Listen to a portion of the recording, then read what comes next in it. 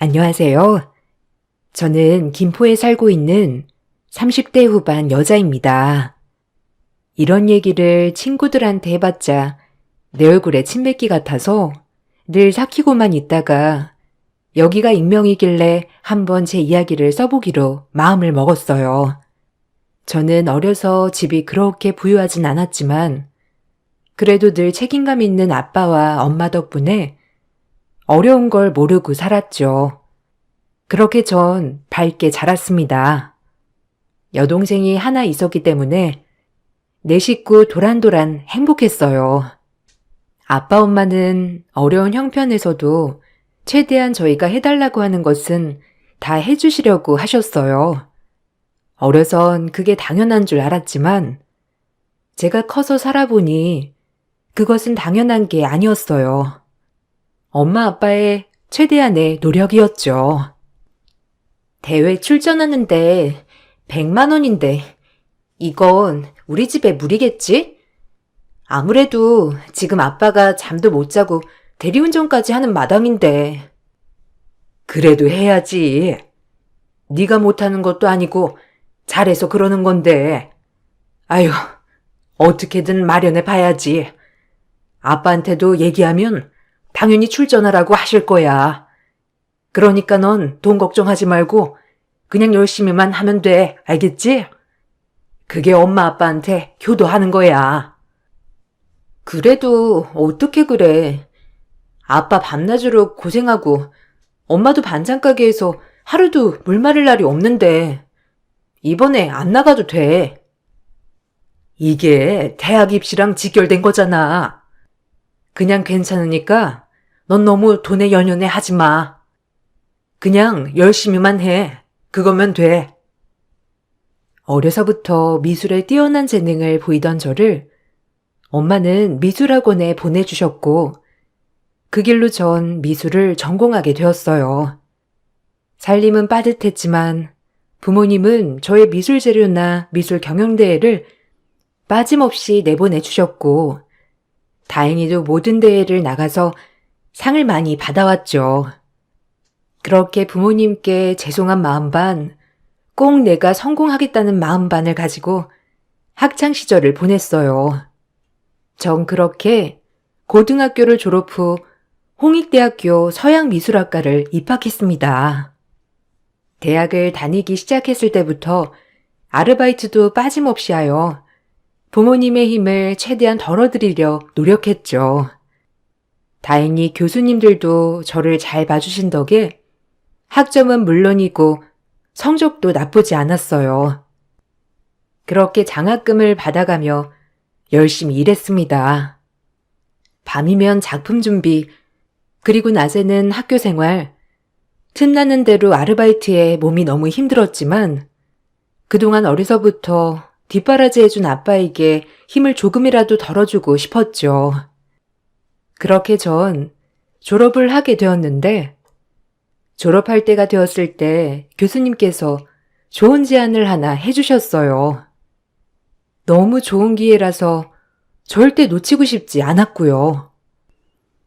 지혜야, 혹시 조교하면서 대학원 준비해 볼래? 대학원도 진학하고 나 좀 도와주다가 시간 강사나 정교수 하는 거 노력해봐도 될 것 같은데 어때? 실력도 그 정도면 충분하고 뭐 교수 될 때까지 내가 열심히 밀어줄 테니까 한번 해보지 않을래? 네? 아, 조교요?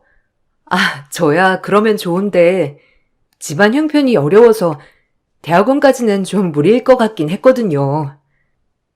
요샌 학자금 대출도 잘 되어 있으니까 한번 알아봐. 내가 이렇게 제안하는 거 아무한테나 하는 거 아니다. 네, 저야 너무 감사하죠. 기회만 된다면 저도 열심히 해보고 싶어요. 저한테 이렇게 제안해 주셔서 감사합니다. 교수님께서 제안해 주신 조교 자리가 너무 탐이 났기 때문에 전 거절할 수 없었죠. 그렇게 전 조교 자리를 승낙했고 대학원에 진학했어요. 배움에는 끝이 없었기 때문에 하나하나 알아가는 게 너무 재미있었고, 교수님을 옆에서 도와드리며 일을 한다는 것도 저에겐 너무 좋은 기회였죠. 그러던 중 교수님 아시는 사모님이 저를 눈여겨보시고 본인의 아들을 소개해 주셨어요. 처음에는 당황스럽고 이런 경우가 처음이라 거절했지만 교수님도 저를 너무 좋게 봐주신 덕분에 그 사모님에게 제 칭찬을 엄청 했더라고요. 아유, 잠하고 대학원까지 다닐 정도면 스펙도 좋을 뿐더러 우리 김 교수 말로는 대학원 졸업하고 논문만 통과하면 교수 되는 거야 시간 문제일 테고 내가 그래서 김 교수한테 소개해달라고 했어요. 우리 아들이랑 너무 잘 어울릴 것 같아서. 아, 네, 감사합니다. 좋게 봐주셔서. 그런데 전 아직 결혼에 대한 준비도 돼 있지도 않고 공부할 날도 훨씬 많거든요. 괜찮아요. 뭐 교수 되는 게 쉽나. 공부야, 우리 아들이랑 잘 되기만 한다면 우리가 밀어줄 수도 있는 거고, 안 그래요? 아, 너무 좋게 봐주셔서 감사드려요. 그래도 제가 이런 경우는 너무 처음이라 당황스러워서요. 어떻게 말을 해야 할지. 그냥 시간만 내면 돼. 너무 마음에 들어서 그래요. 아무 여자나 만나고 다닐까봐 걱정인데 이렇게 참하고 곱고 너무 예쁘고 아휴. 전 그렇게 적극적인 시어머니의 권유로 지금의 남편을 만나게 되었습니다. 처음 본 남편은 굉장히 좋은 사람이었고 부잣집 도련님 같지 않게 소탈하고 순박했어요. 그렇게 남편과 만난 후 결혼을 준비해 나갔습니다. 부모님은 큰딸의 결혼식이라고 본인들이 지금까지 안 쓰고 아끼고 모아놓은 통장을 주었지만 받을 수가 없었어요. 이제 연로해가는 부모님의 노후자금이라고 생각했기 때문이죠. 우리가 해줄 건 없고 그래도 이 정도는 해줄 수 있어.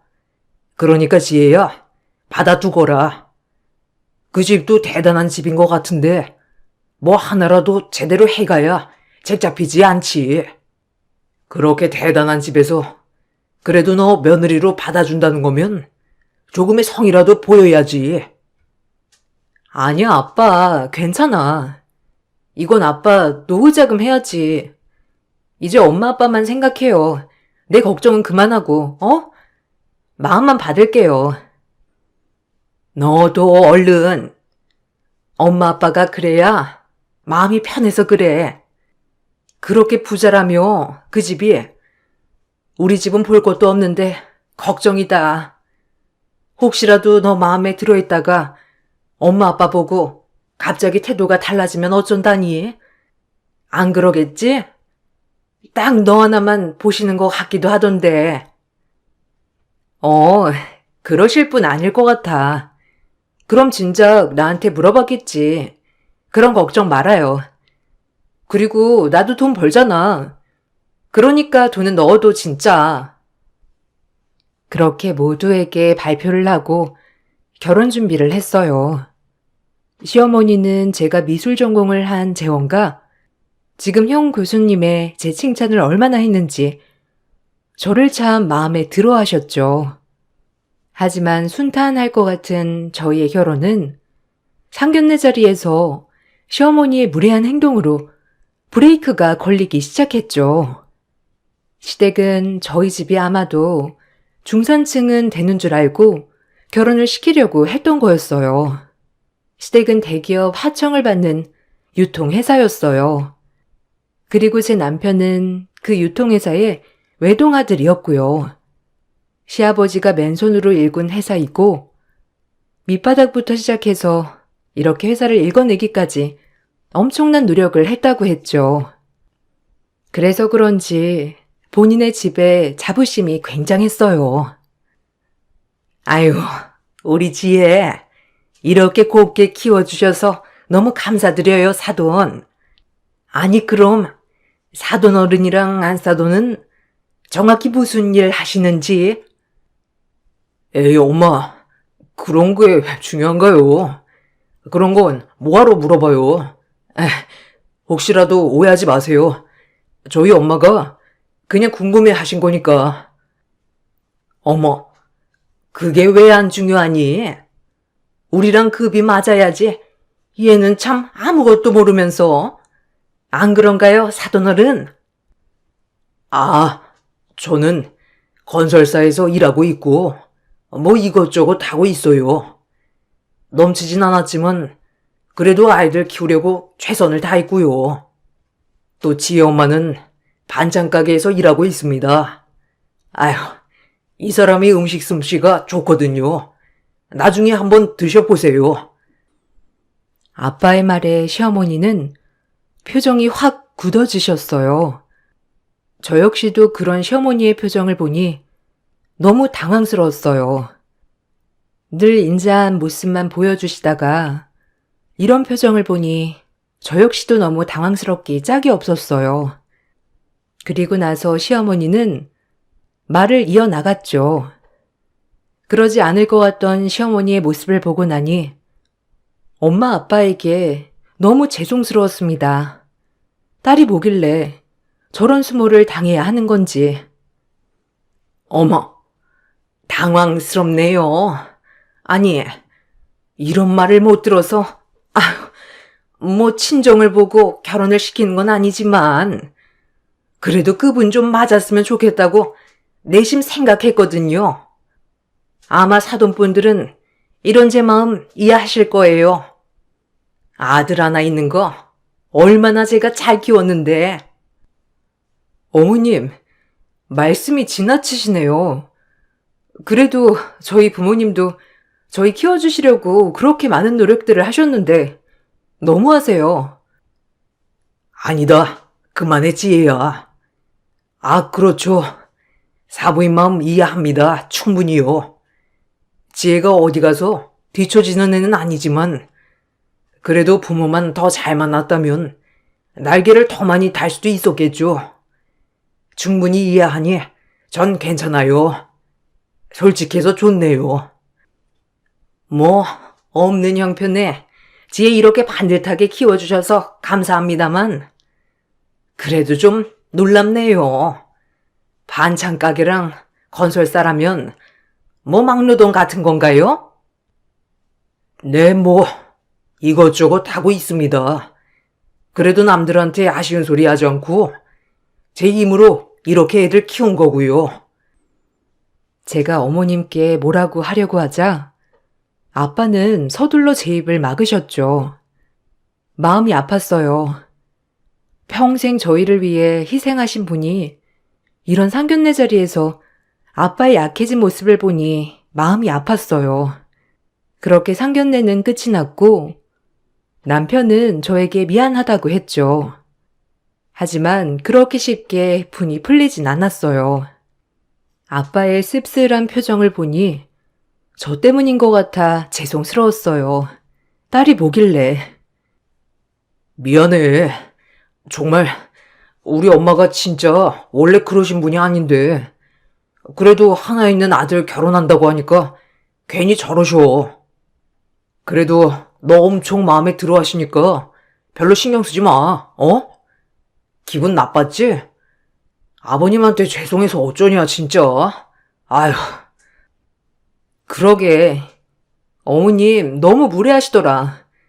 나 이러신 분인진 몰랐어. 아니, 알았다면 자기 애초에 소개받지도 않았겠지. 미안해. 내가 살면서 잘할게. 어머님 아버님이랑 우리 집이랑 이제 그렇게 엮일 일 없으니까 좀만 이해해줘, 어? 내가 외동이라 우리 엄마가 좀 유별나긴 해. 그래도 너 엄청 예뻐하시니까 조금만 참아주라. 내가 이렇게 빌게, 어? 나를 봐서라도. 전 그렇게 남편에게 쏘아 붙였어요. 결혼을 얻고 싶었지만 이미 꽤 진행이 많이 된 상태이기도 했고 부모님이 혹시라도 죄책감 가질까봐 참았죠. 그리고 남편이 너무 잘해주었기 때문에 참을 수 있었어요. 그렇게 결혼은 진행했습니다. 시어머님은 그날 그렇게 무례한 것 빼고는 저한테는 잘해주셨기에 그 뒤 별다른 문제는 없었어요. 그렇게 결혼식이 진행되었고 결혼식장에서 저희 아빠 엄마와 눈도 마주치지 않는 시어머님을 보면서 또다시 시어머니에 대한 마음이 싸늘히 식어갔습니다. 저 역시도 시부모님에게 잘해야겠다는 마음보다도 그냥 며느리 노릇만 딱 하고 말아야겠다고 마음을 먹게 되었죠. 그렇게 저희는 결혼을 하였고 신혼살림을 차렸어요.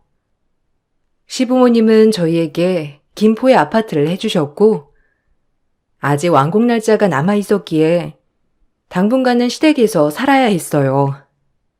시어머님은 저희 부모님 일 외에는 저에게 너무 잘해주시는 분이어서 딱히 트러블 날 일은 없었죠. 오늘부터 다시 출근해야지. 공부하고 일하고 힘들지 않니? 하긴 교수들 몸인데 오죽하겠어. 안 그러니? 아, 네, 뭐 그렇죠. 근데 교수가 아무나 되는 것도 아니고 교수 되려면 아직 멀었긴 했어요. 봐야 될 책들도 많고. 아, 그럼. 그래도 그 김 교수가 너 진짜 밀어줄 모양이더라. 네가 얼마나 잘했으면 내가 며느리 하나는 잘 봤다니까.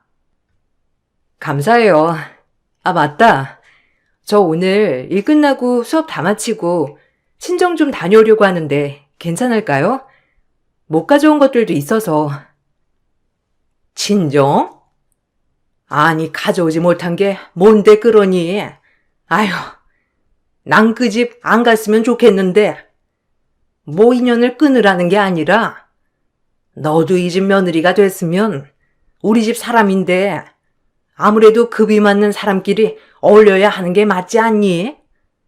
난 그런 게 좋을 것 같다. 어머님, 지난번에도 제가 말씀 못 드린 것 같은데 급이 맞는다뇨? 무슨 말씀이세요? 그럼 저희 친정부모님은 급이 안 맞는다는 건가요? 저 이렇게 키워주신 분들인데 어머님이 그렇게 말씀하시면 저 정말 기분 나빠요. 말씀 조심해 주셨으면 좋겠습니다. 아, 뭐? 너 지금 나 가르치는 거냐? 아주 곱다 오냐 했더니 아주 시애미 머리 꼭대기 위로 앉는구나. 그런 게 아니에요. 말조심만 해달라고 하는 건데 그게 그렇게 어려운 문제는 아니잖아요. 저희 부모님한테 예의 좀 지켜주세요. 이 말을 하고 전 출근을 해버렸죠. 하루 종일 일이 손에 안 잡혔지만 어쩔 수 없었어요. 그렇게 일을 하고 수업도 듣고 모든 일정을 마치고 친정에 들려 짐을 챙겨 나왔어요. 하나라도 더 챙겨주시려고 하는 친정 엄마의 마음에 제 마음도 높고 감동스러운 마음이었죠. 그리고 친정 엄마가 싸준 반찬들을 바리바리 싸들고 다시 집으로 향했어요. 그러고 나서 아침에 어머님께 너무 대바라지게 말한 것 같아 그 마음도 좋지 않아 같이 저녁을 먹으며 풀려고 했죠. 그리고 집으로 들어갔습니다. 다녀왔습니다. 어머님, 아까는 죄송했어요. 저도 그렇게 말했으면 안 됐는데 속상하셨죠? 죄송해요. 마음 푸세요. 됐어. 뭐 너한테 내가 사과받자고 이런 건 줄 알아? 하여튼 그래도 아깐 좀 놀랬다. 그리고 그 손에 든 건 뭐니? 아, 엄마가 같이 드시라고 좀 싸주셨어요. 저희 엄마가 이래봬도 손맛이 진짜 좋거든요. 어머님도 한번 이리 와서 드셔보세요. 와, 맛있겠다. 그러게. 장모님 솜씨 끝내주잖아. 엄마, 얼른 와서 드셔보세요. 반찬들 진짜 맛깔난다. 너무 맛있어 보여.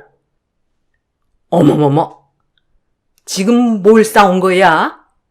지금 너네 엄마가 반찬 싸줬다고 그거 들고 온 거니? 아유, 진짜 수준 떨어져. 얼른 치워라. 네? 아니, 수준 떨어진다뇨? 아니, 어머님, 너무하신 거 아니에요?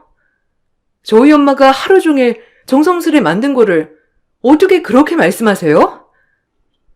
아유, 너무하든 말든 치우라니까. 어디 격에 떨어지는 음식을 상에 올려? 당장 내다 버리거라. 아유, 냄새나. 엄마, 너무 하신 거 아니에요? 어떻게 장모님이 해주신 음식을 가지고 그렇게 말씀하실 수가 있어요? 우리 엄마 맞아요? 어머님 수준도 알만하네요. 저한테는 고상한 척 다 하시면서 급이 안 맞는다고요? 어머님 급이 더 저질이에요. 아세요? 전 엄마의 반찬을 싸들고 방으로 올라와 펑펑 울었어요. 이제 와서 결혼을 당장 물을 수도 없는 노릇이고 우리 엄마가 아침부터 이 반찬을 저에게 싸주려고 노력한 모습들을 생각하니 마음이 너무 아파졌어요. 자식들 곱게 키워주시려고 본인들은 희생하며 살아왔는데 이제 와서 저런 하들을 당하는 걸 보니까 마음이 아파졌죠. 그렇게 시어머니와 대면대면한 하루가 지났고 저와 시어머니는 그 예전의 고부관계가 아니었어요. 제가 너무 실망을 한 상태이기 때문에 어머님과는 좀처럼 회복되기 어려웠죠. 그렇게 시간이 흘렀고 저희는 아파트 완공 날짜가 되어 입주를 준비 중이었어요. 차라리 얼굴을 덜 보고 살면 좋겠다 싶어 오히려 분가하는 게 너무 좋았어요. 남편도 제가 시어머니를 좋게 생각하지 않는 걸 아니까 오히려 분가를 서둘렀고요. 차라리 나가 살면 더 좋을 거야. 그러니까 좀만 참어. 입주 날도 곧 다가오니까 이제 우리만 생각하자, 어? 그래야지. 어머님도 더 이상 나를 예전처럼 생각하시지 않는 것 같기도 하고. 그래도 어머님이 우리 엄마 아빠 무시하는 거 나 더 이상 못 참아. 자기도 그건 이해해줘. 이 부분에 있어서 그냥 어머님한테만 가만히 질 수 없다는 거 이해해줘. 다행히 이런 부분에 있어서는 남편은 무조건적인 저의 편이었기 때문에 남편과는 싸우지 않았어요. 그렇게 아파트 입주를 준비하면서 저는 대학원 졸업을 앞두고 있었죠. 이번 논문만 통과하면 시간 강사부터 시작을 할 수 있었기에 저조차도 설레는 길이었죠. 모든 것이 잘 풀릴 것만 같았어요. 그리고 나서 전 무사히 졸업을 하게 되었고 시간 강사로서 강단에 서게 되었습니다. 그리고 차근차근 아파트 입주를 준비하고 정신없는 과정이 계속되었죠. 제가 교수에 한 걸음 다가가자 시어머니는 교수 며느리 얻게 생겼다며 뛸 듯이 기뻐하셨고 저희 부모님 또한 엄청 좋아하셨어요. 모든 것이 부모님이 이렇게 뒷바라지 해주신 덕분에 강단에까지 서게 된 것 같아 부모님께 너무 감사했어요.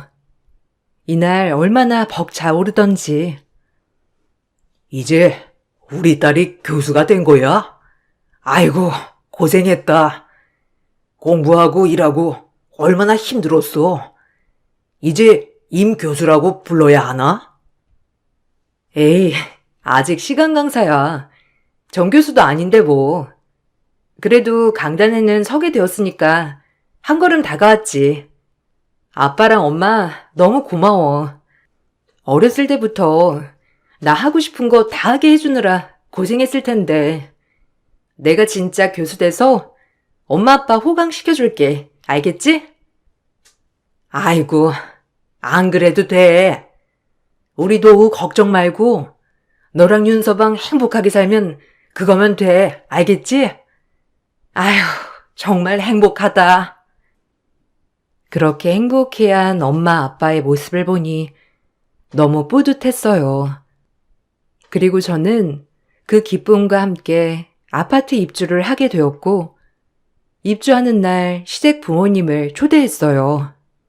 그렇게 여러 음식들을 준비하고 시댁을 맞이하는 과정에 친정 아빠께서 현장을 지나가다 저희 집 근처에 와 계신다고 전화가 왔죠.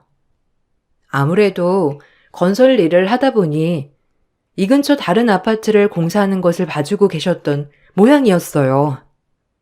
아빠는 현장복 차림이라고 계속 거절하셨지만 집 앞까지 온 아빠에게 시댁 식구가 와 계시니 오늘은 돌아가시라고 차마 말을 못하겠더라고요.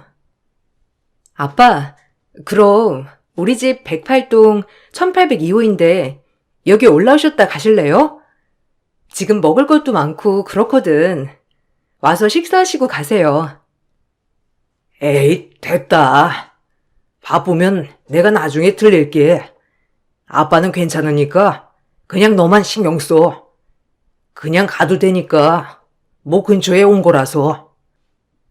아빠는 한사코 됐다 했지만 그래도 근처라고까지 하시는데 마냥 그냥 가시게 할 순 없었어요.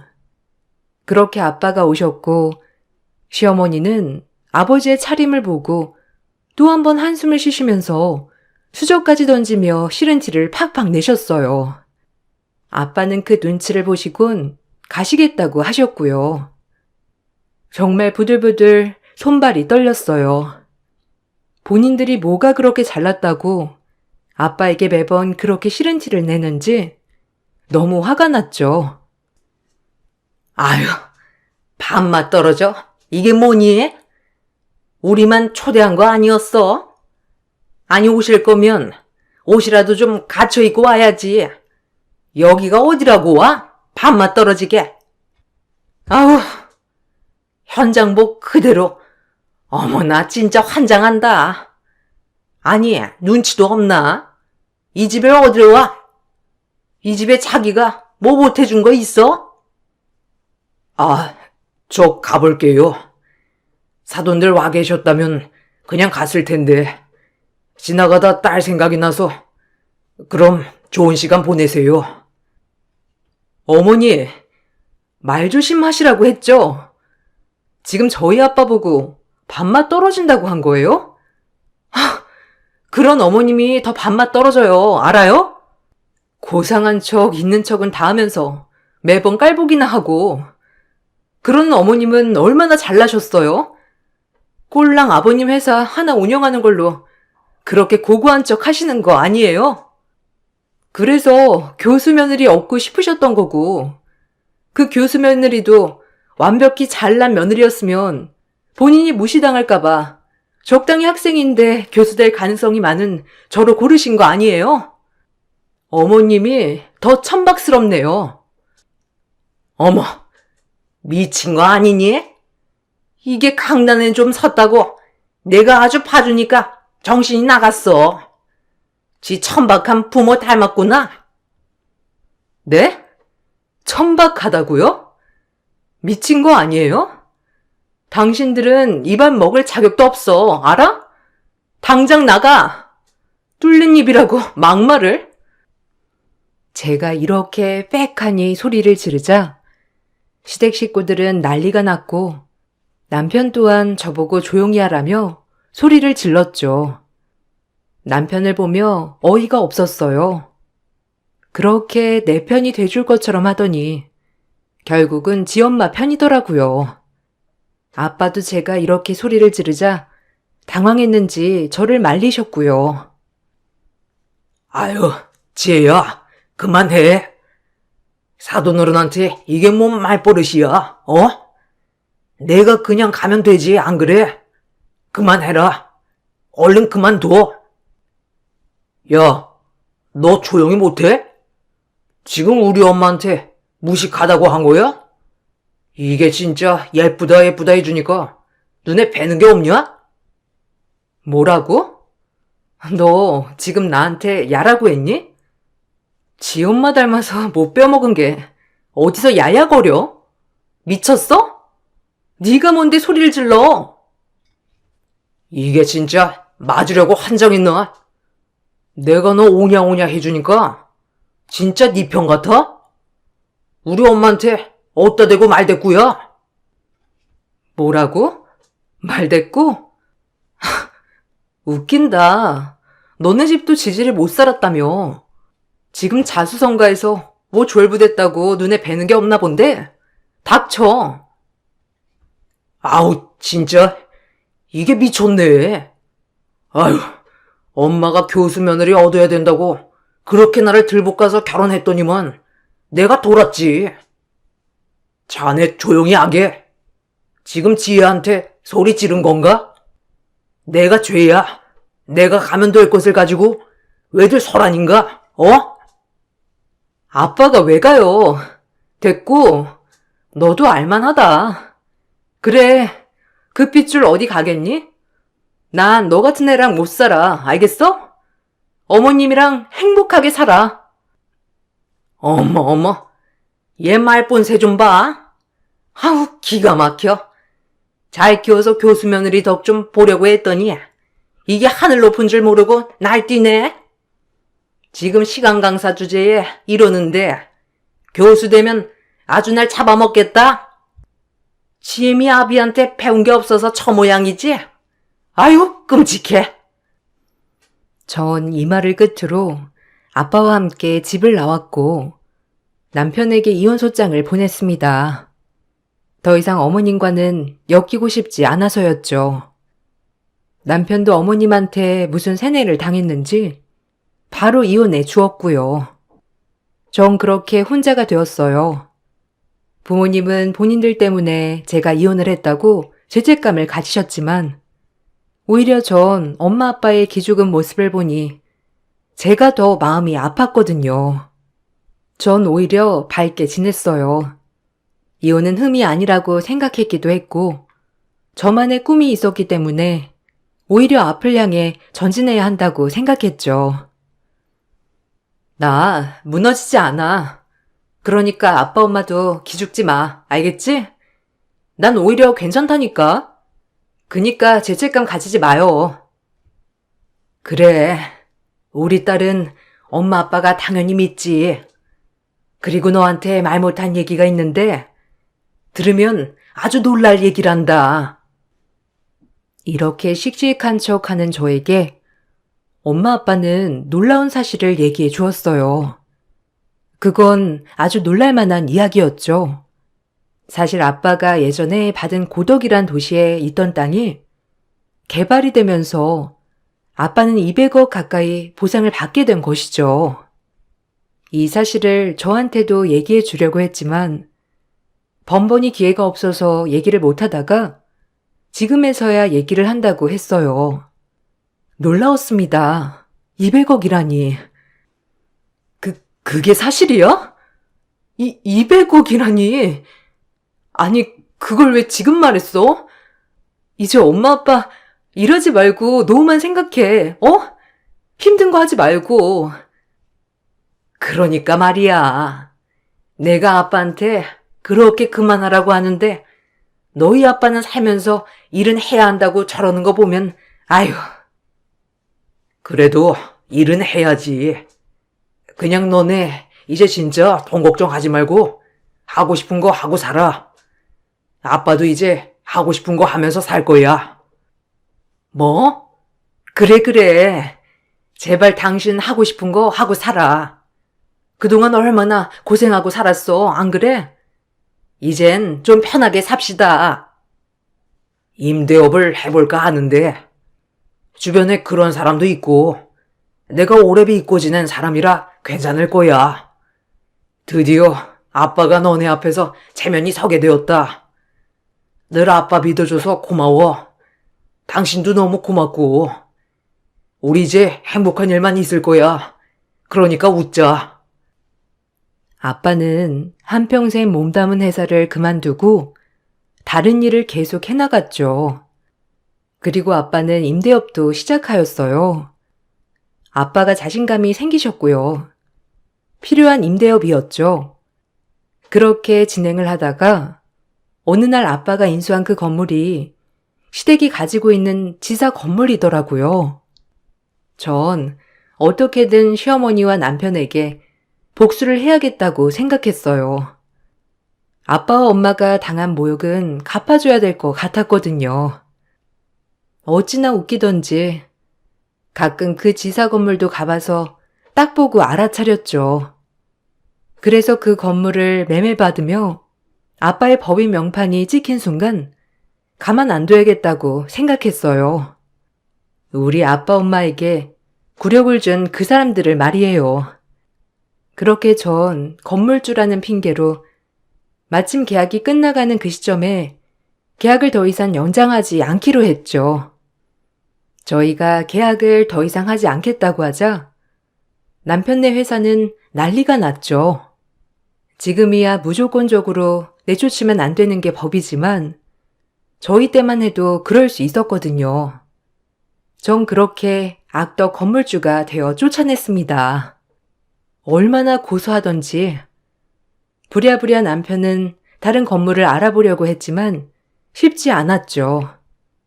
그 많은 인원을 수용하는 비교적 저렴한 건물이 없었기 때문이에요. 얼마나 고소하던지. 그리고 남편이 제게 만나자고 연락이 왔습니다. 네가 건물주라고? 말이 돼? 아니, 그래. 건물주라고 치고 이렇게 바로 나가라고 하면 어떡하자는 거야, 우리는? 뭘 어떡하긴. 알아봐, 다른 건물로. 너희 엄마 그 정도 능력은 되잖아. 그러니까 우리 집 이렇게 개무시한 거 아니야? 왜?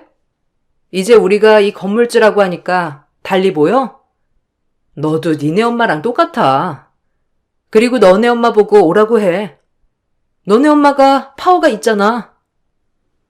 갑자기 나가라고 하면 어떡해? 우리가 몇 년을 거기서 지냈는데 이사할 시간은 줘야지. 당장 일을 안 하면 회사도 안 돌아간다고. 본사로 들어가든지 해. 알아서. 그건 능력껏 하셔야죠. 그렇게 소리칠 땐 언제고 이럴 땐 꼬랑지를 내리네? 웃기지도 않아. 제가 이 말을 끝으로 더 이상 대화를 이어가지 않으려고 하자 남편은 시어머니를 데리고 왔고 시어머니는 당황해했죠. 그리고 갑자기 저희의 사정이 달라진 걸 보자 믿을 수 없다는 듯이 말했어요. 얼마나 고소했는지. 제 인생 탑3에 드는 순간이었죠. 아니, 어떻게 된 거야? 어머, 기가 막혀. 이 건물주가 너네 아빠라고? 아니, 그 막노동꾼이 어떻게 건물주라는 거야? 아줌마, 그건 알 거 없고 그냥 나가요. 계약 끝나는 시점으로 나가주시면 되고 그렇게 잘나셨으니까 사무실 자리 구하는 건 쉽잖아요. 아니면 막노동꾼한테 비식이라도 할래요? 미안했다고 싹싹 빌어보든가요. 참나, 꼴 좋네요. 말도 안 돼. 어떡해? 아니, 그래도 연을 맺은 기간이 있는데 그렇게까지 네가 나한테 그럴 수 있는 거니? 내가 널 얼마나 예뻐했어? 예뻐하는 척 한 거겠죠. 그리고 절 친정과 서서히 멀어지게 하시려 했잖아요. 제가 교수 준비를 안 했으면 아줌마가 절 선택했을까요? 아줌마는 날 예뻐한 게 아니라 교수 며느리가 필요했던 거겠지. 아줌마 말 잘 듣는 그런 교수 며느리. 대신 너무 잘나면 안 되니까 적당한 선에서 날 고른 거 아니야? 됐고, 당신 아들한테 말해서 빨리 사무실 빼요. 아셨어요? 전 시어머니는 부들부들 떨면서 나가셨고 거의 쓰러지셨다시피 했기 때문에 전 남편조차도 이를 부득부득 갈았죠. 아주 피바람이 부는 것 같았어요. 전 그래도 봐주지 않았고 결국 저희 건물에서 내쫓았습니다. 얼마나 고소하던지. 전 남편은 결국 마땅한 사무실을 구하지 못해 본사 건물에 딸린 컨테이너로 들어갔다고 하더라고요. 얼마나 웃기던지 웃음이 났죠. 그렇게 무시하던 사돈이 본인들 회사 건물주였다는 사실을 알고 나니 얼마나 땅을 치고 후회했을까요? 정말 고소했고 인생사 세옹지마라고 많이 느꼈죠. 전 그렇게 복수를 하고 나니 체증이 가라앉는 것 같았어요. 그리고 지금은 저희 아빠와 엄마에게 너무 감사하게 생각하고 지내고 있어요. 전 시간 강사를 아직도 하고 있지만 곧 교수 임용을 앞두고 있고요. 제가 교수 임용을 앞두고 있다고 하자 아마 저희 교수님께서 전 시어머니에게 말을 한 모양이더라고요. 그 말이 끝나자마자 전 남편도 연락이 오고 전 시어머니도 연락이 오더라고요. 얼마나 웃기던지. 본인들 복을 본인들이 찬 것이겠죠. 전 그냥 부모님이 이렇게 절 곱게 키워주신 것만으로도 감사하게 생각하고 하루하루 긍정적으로 지내고 있어요. 여러분들도 좋은 생각만 하시고 좋은 기운 받아가시길 바랄게요. 읽어주셔서 감사합니다. 안녕하세요. 저는 오늘 그동안 저를 무시하고 온갖 상처를 주었던 시댁 형님들과 시모의 행동들에 대해 여러분들과 소통을 하고 싶어 사연을 신청하게 된 30대 중반 여자입니다. 지금도 그때 생각만 하면 화가 가라앉지 않고 있는데 본인들이 무슨 잘못을 했는지 반성하지도 않는 것 같아 글을 작성하게 되었습니다. 남편도 이번 기회를 통해 본인들이 무슨 잘못을 했는지 깨달아야 한다면서 절대로 좋게 넘어가면 안 된다고 분노를 가라앉히지 못했습니다. 남편과 오랜 기간 결혼 생활한 것도 아니에요. 현재 2년차 되었는데 1년차 때는 충분히 이해하고 넘어가려 했었어요. 시댁 며느리로 들어오자마자 얼굴 붉히며 살아가는 것보단 그래도 최대한 좋게 받아들이다 보면 나중에 좋은 관계로 발전할 수 있을 거라 믿고 있었어요. 하지만 시간이 지나도 달라지는 건 전혀 없었고 오히려 두 형님들과 시모의 행동들이 제 한계를 시험하고 있었어요. 사람 대접을 받지 못한다는 걸 처음 느껴봤는데 기분이 정말 안 좋더라고요. 무시하고 먹는 걸로 차별하고 거기에 더해 힘든 일들은 저에게 전부 다 시키는데 나중엔 무엇 때문에 이런 대우를 받으면서 관계 유지를 해야 되는 건가 싶더군요. 남편도 형님들과 시모의 행동들이 너무하다 싶었는지 좋지 않은 말을 꺼냈었지만 평소에도 남편은 무시하면서 지내왔었는지 아예 신경조차 쓰지 않더라고요. 점점 더 심해지는 모습은 저에게 계속해서 불만을 품게 만들었고 결국 설 명절 때 걷잡을 수 없을 정도로 엄청난 집안 싸움이 시작되었습니다. 남편과 저는 또다시 상처받고 싶지 않아 명절 때 가지 않으려 했는데 시모에게 전화가 왔어요. 가족들 모두 모이는 자리에 막내인 저희 부부가 빠지면 오히려 상황을 더 심각하게 만드는 거라며 분위기 더 안 좋게 만들지 말라고 심각하게 얘기했어요. 결국 어쩔 수 없이 더 큰 화를 키우고 싶지 않아 시댁으로 가게 되었습니다. 그렇게 현관문을 열고 들어가니 시댁 식구들이 시끌벅적하게 한자리에 모여 있었고 이미 한창 식사를 하고 있었어요. 시모는 저희가 들어오는 걸 보고 자리에 앉으라며 저와 남편에게 밥을 퍼줬습니다. 막내 며느리는 앉지 말고 잠깐 나 좀 따라와라. 너한테 중요한 할 말이 있거든. 아들, 너는 먼저 식사해라. 그럼 우리는 저쪽 가서 얘기 좀 할까? 내가 너를 따로 부른 이유가 뭔지 알아? 가족들 앞에서 면박 주면 너 기분 안 좋을까봐 이쪽으로 따로 부른 거다. 아까 상의에 차려져 있는 음식들 봤지? 그거 누가 만든 거 같니? 첫째랑 둘째 며느리가 아침부터 일찍 와서 명절 음식 전부 다 만들어 놓은 거다. 네가 기분이 상했어도 기본적으로 해야 될 도리는 하고 나중에 대화로 풀면 되지. 명절날 오지 않겠다고 고집부리면 상황이 더 안 좋아진다는 거 모르니? 너는 자리에 앉아서 숟가락만 뜨면 아침부터 고생한 첫째랑 둘째 며느리가 좋은 시선이 나오겠어? 왜 이렇게 생각 없이 행동하는 거야? 너한테 상처되는 말 좀 했다고. 그게 그렇게 서운하디? 이번 일로 또다시 얼굴 붉히는 상황 만들고 싶지 않으니까 여기 화장실 청소하고 나와라. 이 정도는 해야 애들한테 뒷말이 나오지 않을 거 아니야. 다 끝내놓고 밥 먹으러 오면 된다. 제가 오죽했으면 오지 않으려 했겠어요. 솔직히 이번 명절에는 어머님 댁에 정말 오고 싶지 않았다고요. 저는 이 집 며느리가 아니라 그냥 일만 해주는 가정부 같은 역할로밖엔 안 보인다고요. 저는 상고 출신이고 형님들은 대졸이라 차별하는 거예요?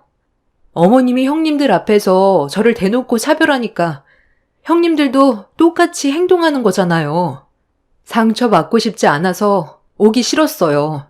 그리고 음식 만드는 거 저번 명절에도 저 혼자서 전부 다 준비했잖아요. 어머님은 제가 왜 싫은 거예요? 학벌이 안 좋아서 그냥 싫은 건가요? 그 일랑 결혼하고 싶어서 허락받으러 왔을 때는 좋게 봐주셨잖아요. 이런 식으로 대하실 거면 애초부터 반대하시지 그랬어요. 상고 출신이 아니라 대졸자로 며느리 뽑으셨으면 됐잖아요. 저도 이런 대우 받으면서 왕래하고 싶지 않아요.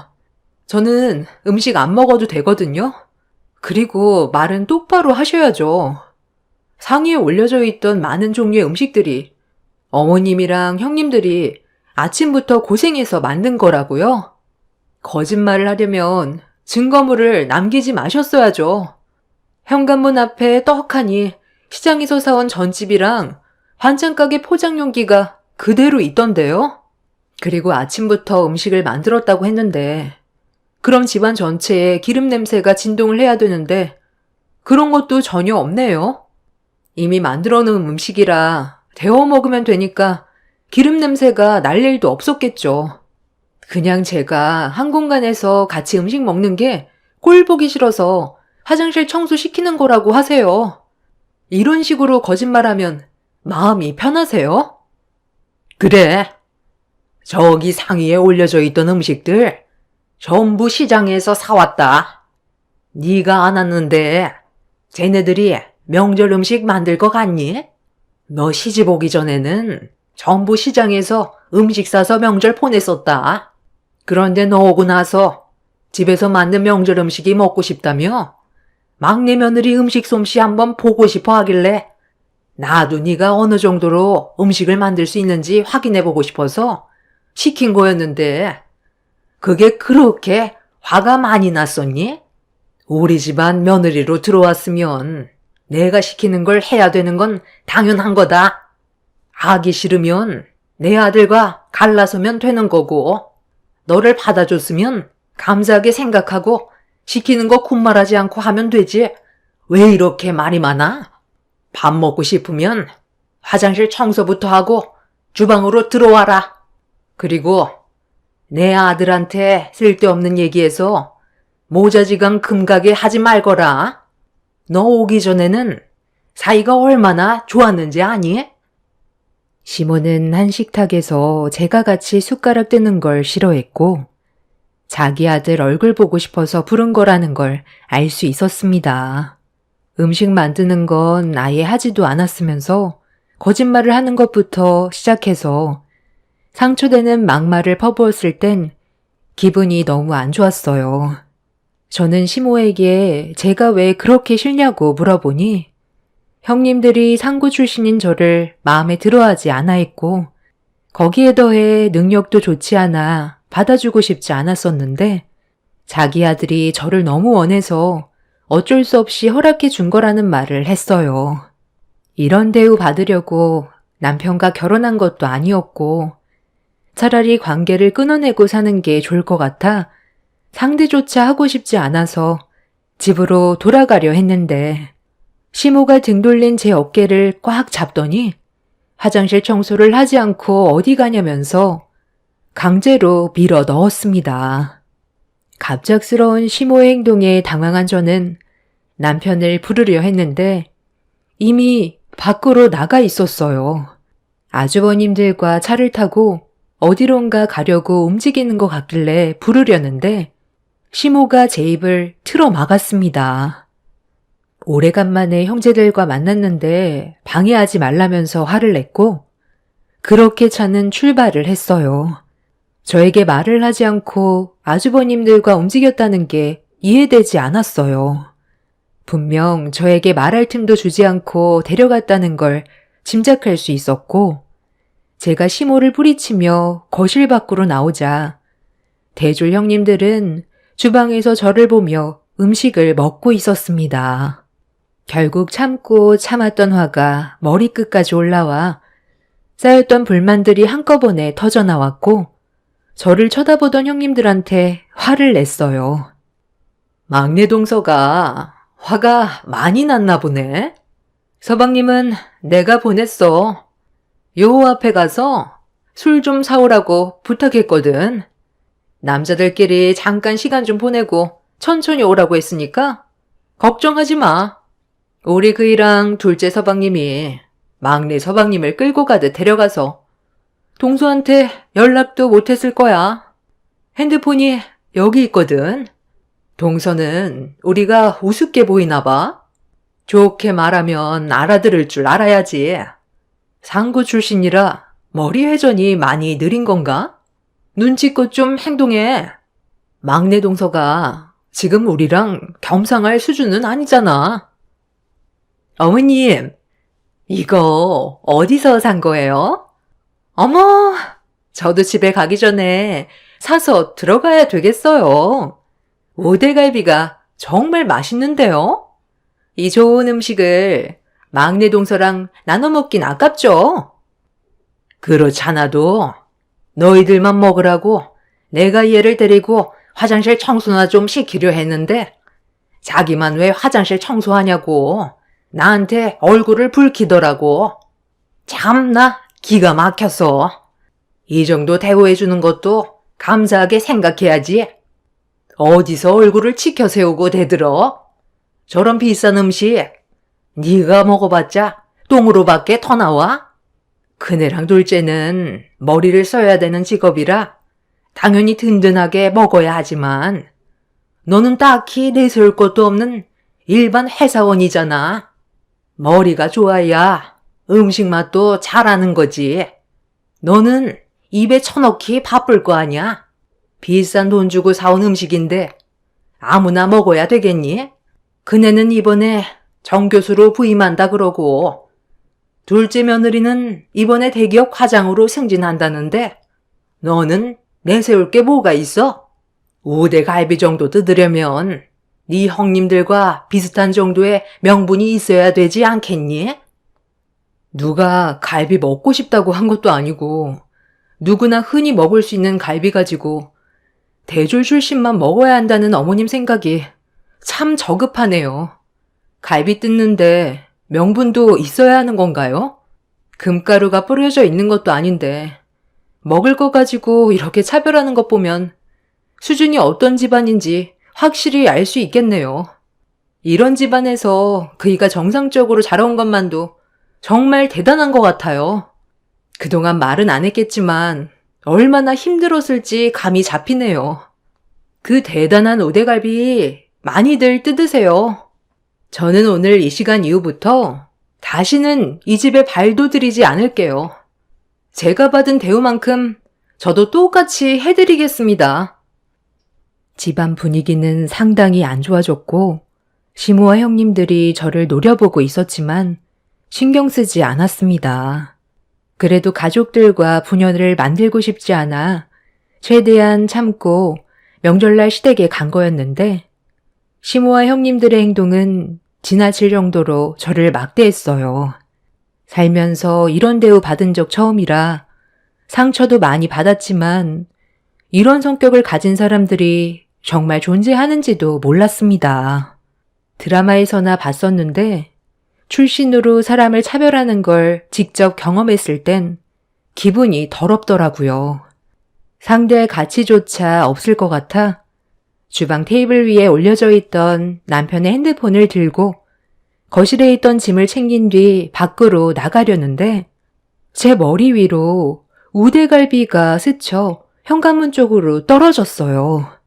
큰형님이 어른이 얘기하는데 어딜 가냐면서 상고 출신이라 버릇도 없는 것 같다며 가정교육을 제대로 받지 못해서 그런 거냐고 먹다 버린 우대갈비를 계속해서 저에게 사정없이 던졌습니다.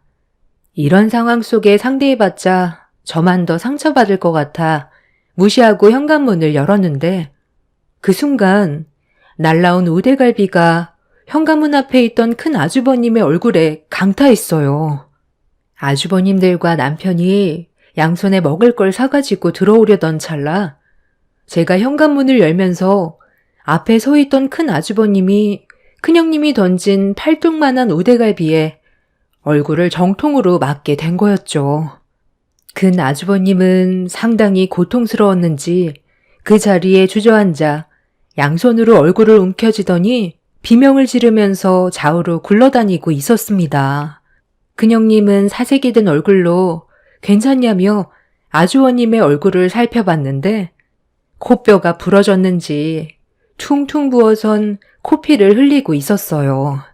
아주버님은 입안에도 피가 나는 것 같다면서 무언가를 뱉었는데 충격적이게도 입안에서 2개의 이가 떨어져 나왔습니다. 만약 제가 큰형님이 던진 우대갈비에 머리를 맞았다면 큰 사고가 났을지도 모를 정도로 심각한 상황이었죠. 그런데 큰형님이 혼자 열을 올리고 자기 분을 억누르지 못해서 우대갈비를 던져놓고서 이 모든 게 저 때문에 벌어진 일이라며 갑자기 화를 냈어요. 남편이 보는 앞에서 제 머리채를 잡아 사정없이 흔들었고 돌대가리 동서가 들어와서 집안 수준을 떨어뜨려 이런 상황이 온 거라면서 저희 남편에게 여자 보는 눈이 없어서 집안을 초토화 만들어놨다고 분노를 가라앉히지 못하고 있었어요. 저도 참을 만큼 참았던 터라 맞대응을 했는데 형님보다 제가 더 힘이 좋아서 되려 형님이 더 크게 좌우로 흔들렸습니다. 순식간에 몸싸움이 일어나자 남편은 저와 큰형님 사이를 힘겹게 떨어뜨려 놓았는데 그 순간 시모가 뒤이어 제 머리채를 잡았습니다.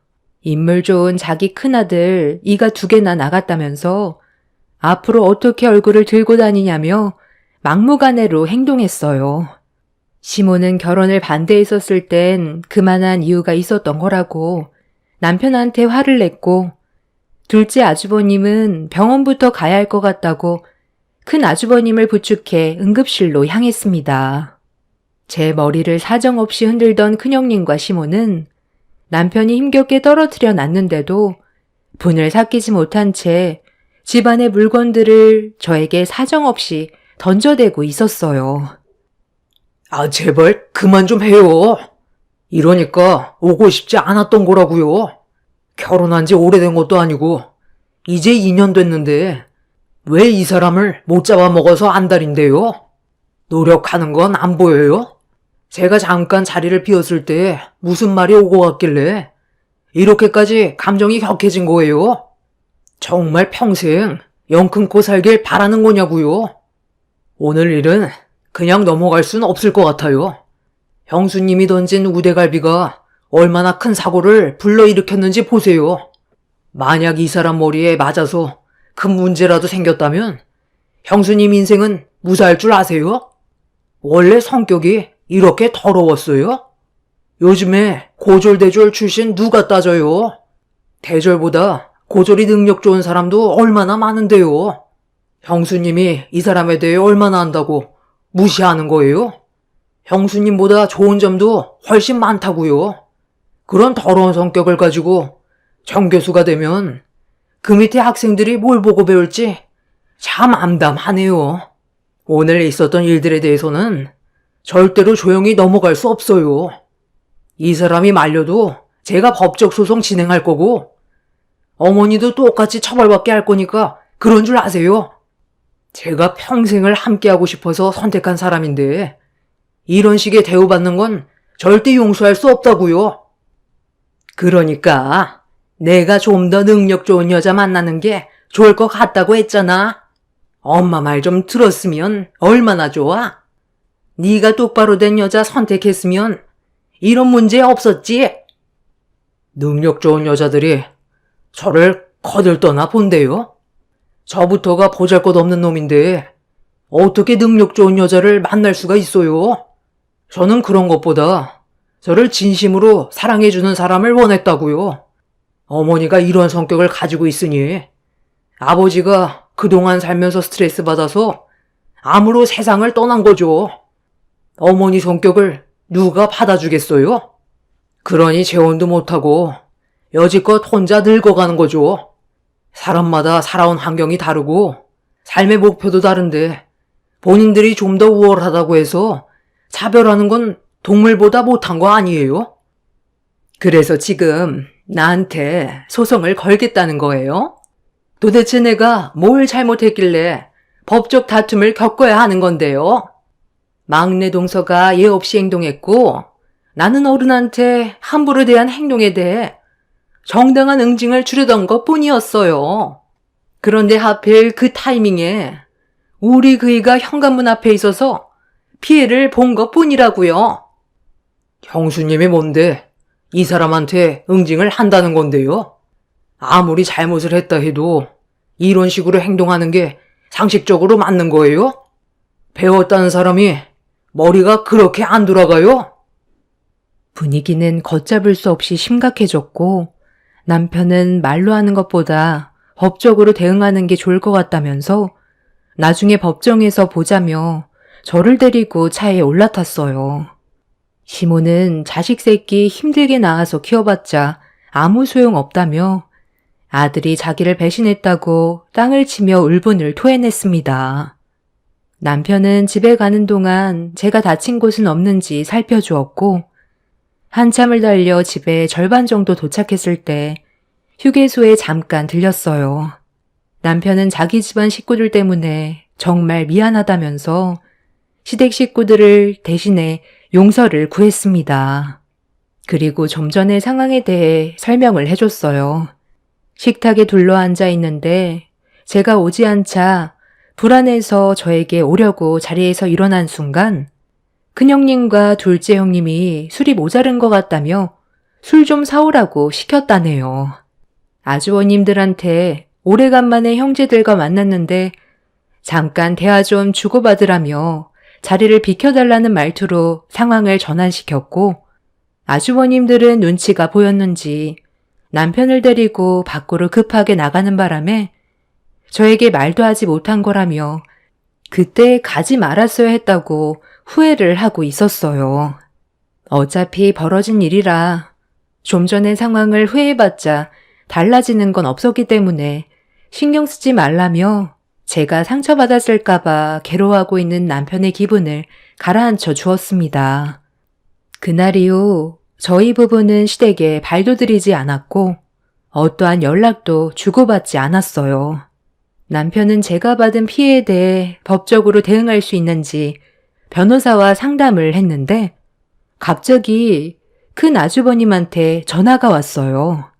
아주버님은 이번 일을 그냥 넘어가 줬으면 좋겠다고 남편을 설득하고 있었습니다. 남편은 아주버님의 말을 한참 동안 들어주더니 결론은 힘들 것 같다는 거였어요.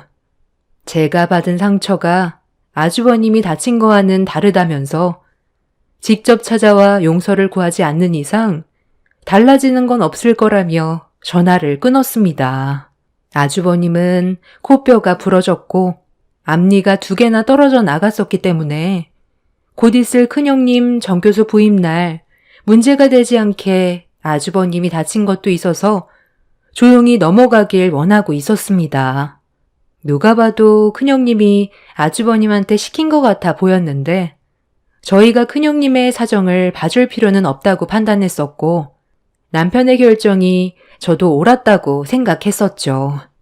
큰 아주버님은 최대한 좋게 넘어가자며 사정을 했지만 저희 부부의 마음이 달라진 건 아무것도 없었습니다.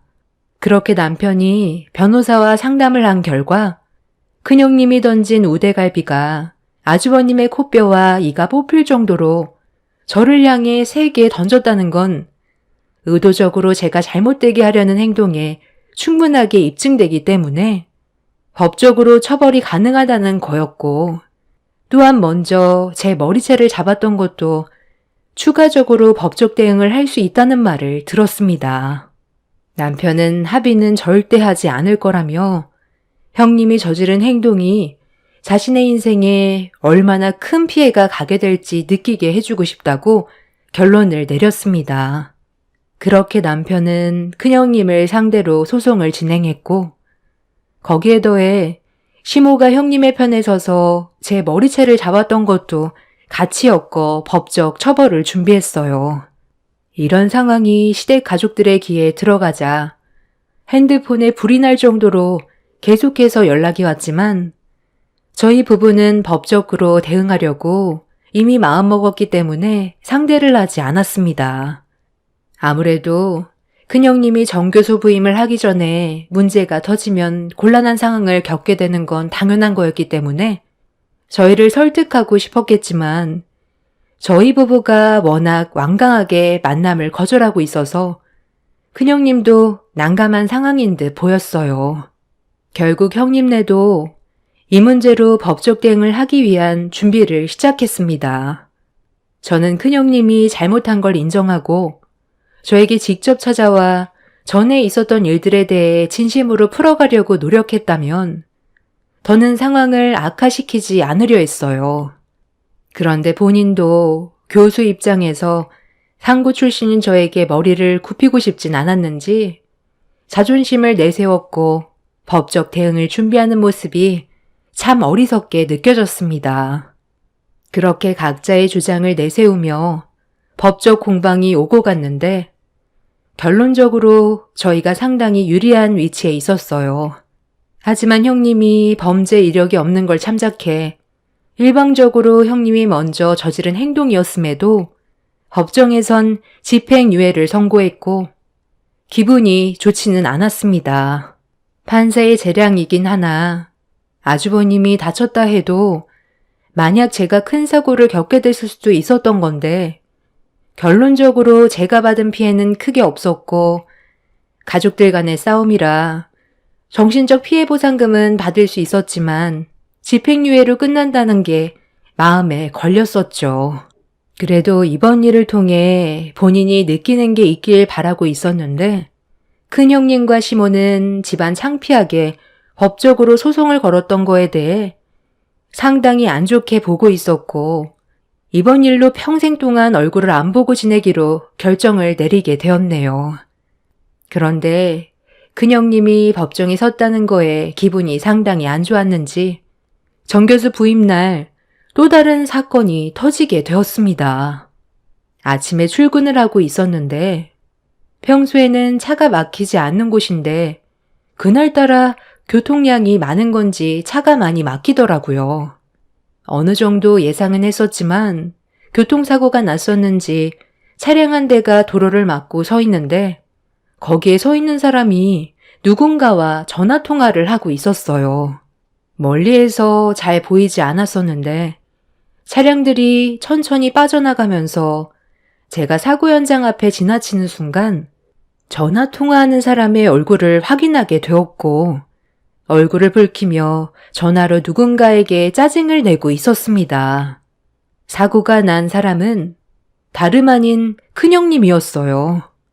그날이 정교수 부임날이라고 알고 있었는데 대학교를 가던 도중에 횡단보도를 건너는 사람과 접촉 사고가 난 것 같아 보였습니다. 혹시라도 제 얼굴을 보게 될까봐 창문을 올렸고 정체가 되어 있는 상태에서 큰형님의 모습을 보게 되었습니다. 저기요, 크게 다친 것도 없는 것 같은데 일단 사고 처리는 나중에 하면 안 될까요? 제가 오늘 정 교수 부임 날이라 시간이 많이 없거든요. 아, 네? 크게 다친 곳이 없다뇨. 지금 다리가 움직이지 않는다고요. 눈을 어디다 두고 운전하는 거예요? 횡단보도 청색 신호인 거 못 보셨어요? 그리고 지금 이대로 가면 뺑소니인 거 아시죠? 사고를 유발했으면 끝까지 책임은 지셔야죠. 지금 교수 부임이 중요한 거예요? 제가 죽을 수도 있었다고요. 저기 학생, 어디 대학생이야?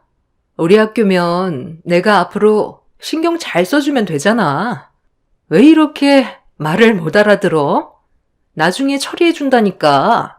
연락처 주면 되는 거 아니야? 일단 이거 받아. 이걸로 대충 치료하고 있어. 나중에 보험사에서 연락할 거야. 아침부터 바빠 죽겠는데 재수없게 튀어나오면 어떡해? 저기요. 건너는 신호니까 건넌 것 뿐이잖아요. 그리고 지금 저한테 돈을 던진 거예요? 제가 거지예요? 사고를 냈으면 먼저 용서를 구해야 되는 게 먼저 아니에요? 용서는 무슨? 내가 죽을 죄를 지은 것도 아니잖아. 나 지금 바쁘니까 나중에 연락해. 요즘 애들은 왜 이렇게 개념이 없어? 너 같은 게 나라를 말아먹는 거야. 너 혹시 이런 식으로 남의 돈 뜯어먹으면서 생활하는 거 아니니? 딱 봐도 거짓골에 못 사는 집안 같은데 먹고 살기 힘드니까 외제차 골라서 들이댄 거 아니냐고. 왜? 한몫 단단히 챙기려고? 큰형님은 사고로 고통스러워하고 있는 여학생에게 막말을 퍼부었어요. 10,000원짜리 몇 장을 여학생 얼굴을 향해 던진 뒤 나중에 연락하라면서 급하게 차에 올라타 아무런 조치도 취해주지 않고 그 자리를 벗어나 버렸습니다. 이건 엄연한 뺑소니였고 절대로 용서받을 수 없는 행동이었어요.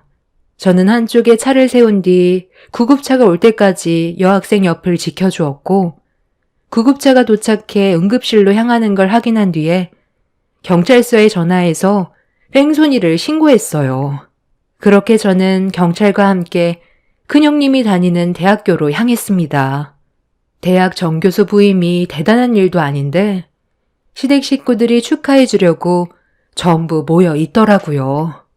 큰형님은 좀 전에 어떤 상황이 있었는지 머릿속에서 지워버린 사람처럼 웃으면서 주변 사람들과 인사를 주고받고 있었습니다. 제가 경찰들과 형님 앞에 나타나자 큰형님은 당황해 하더니 저에게 뭐 하는 짓이냐며 목소리를 높였어요. 저는 차 안에 있었을 때 형님이 어떤 사람인지를 핸드폰에 증거물로 남겨두었고 그 모습을 모든 사람들에게 보여주었습니다. 시댁 식구들은 녹화된 영상을 보곤 할 말을 잃었는지 당황해했고 학교 측 다른 교수분들도 큰형님의 진짜 모습에 많이 실망을 했는지 말을 이어가지 못하고 있었습니다. 많은 학생들과 시댁 식구들이 보는 앞에서 큰형님은 경찰에게 연행이 되었고 큰형님은 본인의 잘못이 아니라면서 경찰들을 뿌리치며 난리를 쳤어요. 순식간에 학교 안은 아수라장이 되었고 이런 상황에선 시모도 도가 지나치다고 생각했는지 큰형님의 편을 들어주지 않았습니다. 그리고 이 문제로 인해 사고를 당했던 여학생 가족들은 큰형님의 행동에 대해 강경히 대응했어요.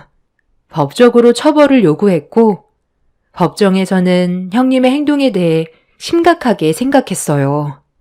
여학생이 다리에 골절상을 입었고 도움을 요청하는데도 그 모습을 보고도 어떠한 죄책감도 없이 본인의 일만 생각해 그 자리를 이탈한 것에 대해 재판부는 징역 1년 6개월의 형을 내렸습니다.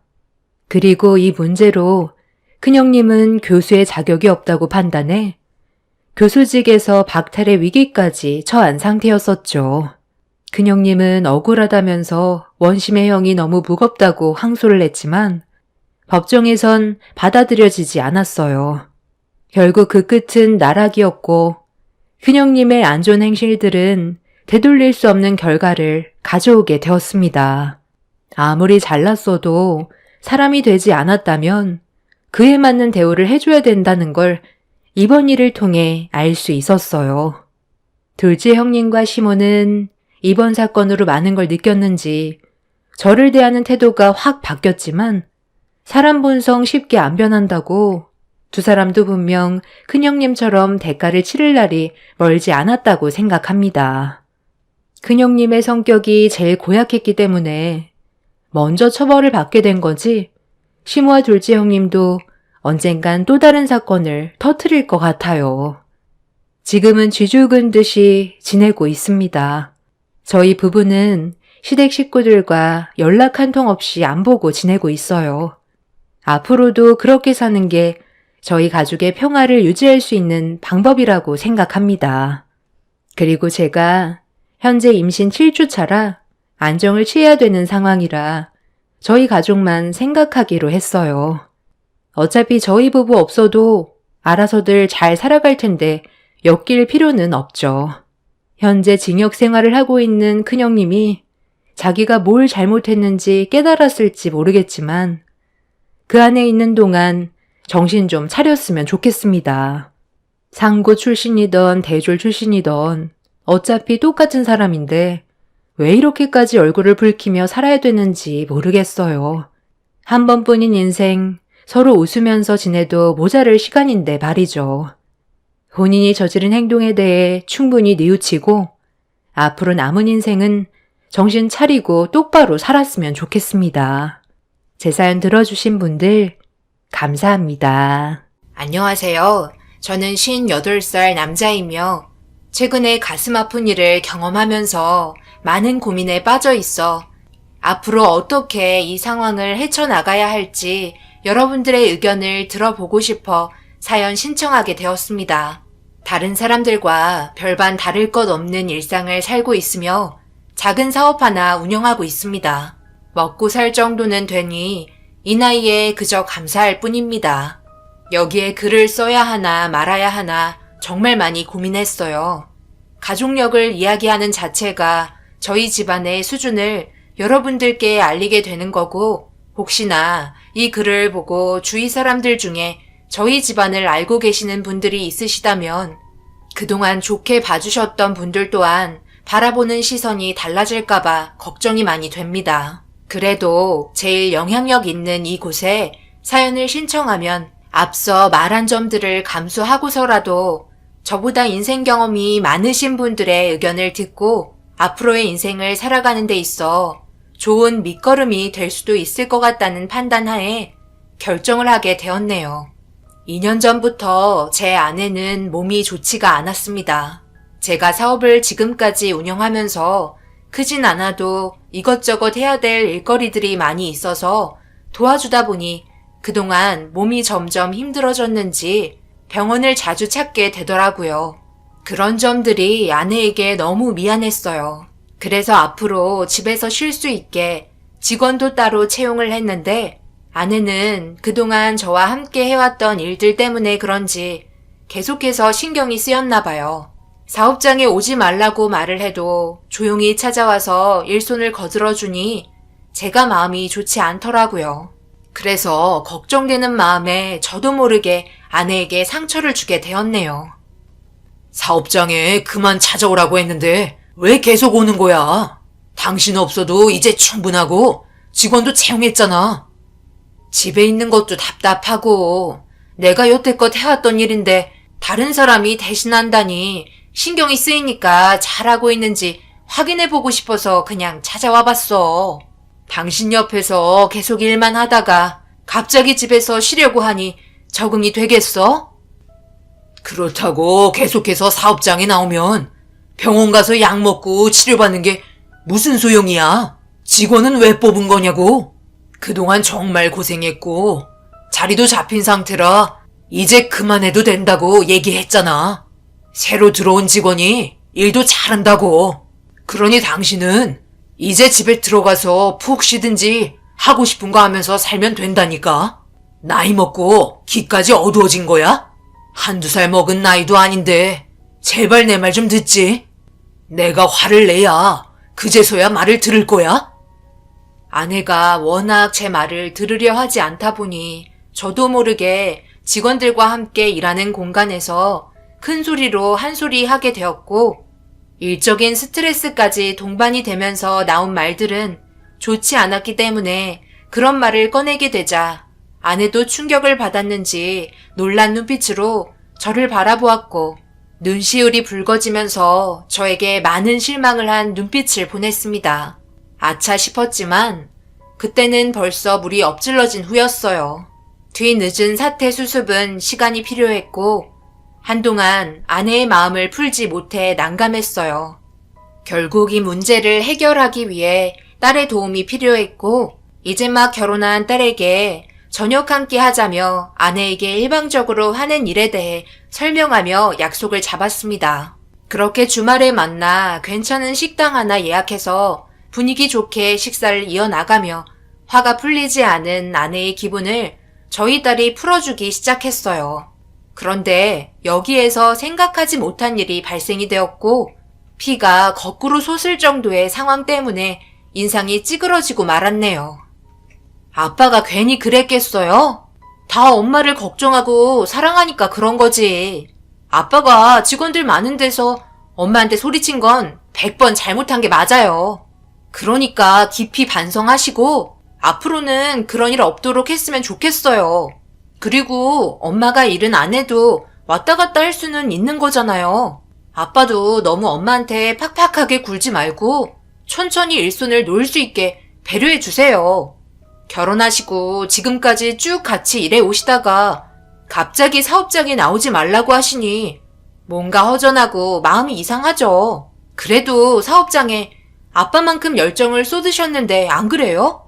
제가 아까도 아빠한테 뭐라고 한 소리 했으니까 엄마도 이제 기분 풀어요. 오래간만에 모두 한자리에 모여 즐겁게 식사하는데 분위기 망칠 수는 없잖아요. 아유, 뭔 소리야. 장인어른이 한두 번 얘기한 것도 아니고 장모님 건강 문제 때문에 시도 때도 없이 얘기했잖아. 그럼 생각해봐. 화가 나겠어? 안 나겠어? 나였으면 이 정도로 넘어가지 않았지. 고개도 못 들 정도로 화를 냈을걸?